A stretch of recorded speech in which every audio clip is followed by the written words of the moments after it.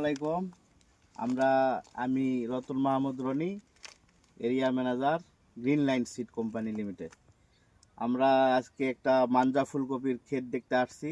এটা হচ্ছে ঈশ্বরগঞ্জ উপজেলা, ময়মনসিংহ জেলা, ঈশ্বরগঞ্জ উপজেলা। মাঞ্জা কপি নিয়ে কথা বলবো সরাসরি কৃষকের সঙ্গে। ভাই, আপনার নাম কি? আমার নাম মোহাম্মদ সোহাগ মিয়া, ময়মনসিংহ জেলা, ঈশ্বরগঞ্জ থানা। আমার গ্রাম মাইজবাগ, নিজগাঁও পড়ছে। আমাদের গ্রাম মাইজবাগ নিজগাঁও। আচ্ছা, আপনি যে এই জাতটা লাগাইছেন, এই জাতের নাম কি? এটা হচ্ছে গ্রিন লাইন সিডের মাঞ্জা। গ্রিন লাইন সিড কোম্পানির মাঞ্জা ফুলকপি। এটা আপনার কতদিন আগে লাগাইছিলেন? আমি লাগাইছি আজকে 55 দিন। তো এই আপনাদের তো এই কিছুদিন আগেও দেখছি যে অনেক বৃষ্টি হয়েছে। যখন চারা লাগাইছেন তখন থেকে মনে হয় বৃষ্টি হয়েছে। এই চারা রোপণ করার আগ পর্যন্ত, যখন আমি চারা রোপণ করি তখন আমার পুরা ক্ষেত ভিজা ছিল। আমি ভিজা মাটিতে চারাগুলি রোপণ করছি। তারপরেও বৃষ্টি, কিন্তু এত বৃষ্টি গেছে আমি ভাবি নাই যে এই জমিতে ফুলকপি হবে।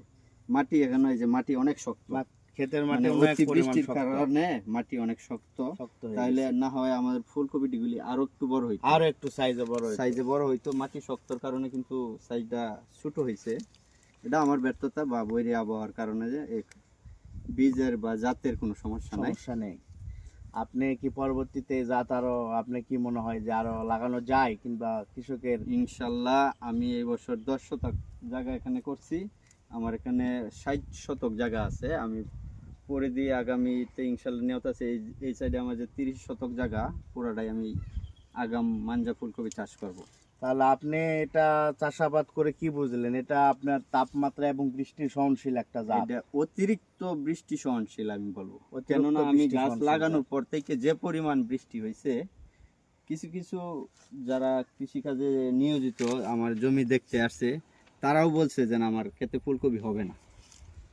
তখন কিন্তু আমি মানসিকভাবে ভেঙে পড়ছিলাম যে এত কষ্টের ফসল যদি আমি ফুল না হয় তাহলে কি হবে।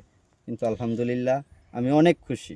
আচ্ছা, আমরা যদি ফলের গড় ওজন দেখি তাহলে 450 গ্রাম থেকে শুরু করে 550 গ্রাম, 500 গ্রাম এবং 700 গ্রাম পর্যন্ত আছে। এই যে আপনার হাতে যে এটা ধরেন 700 গ্রাম, 700 গ্রাম পর্যন্ত হবে। এই যে এটা 600 650 গ্রাম এবং এটা 400 450 গ্রাম এরকম ওয়েট আসতে পারে।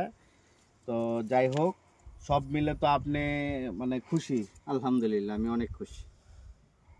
আমি এই সর্বপ্রথম ফুলকপি চাষ করছি, এর আগে আমি ফুলকপি চাষ করি নাই কখনো। তারপরে যদি আরো অভিজ্ঞতা থাকতো তাহলে আরো ভালো যত্ন নিতে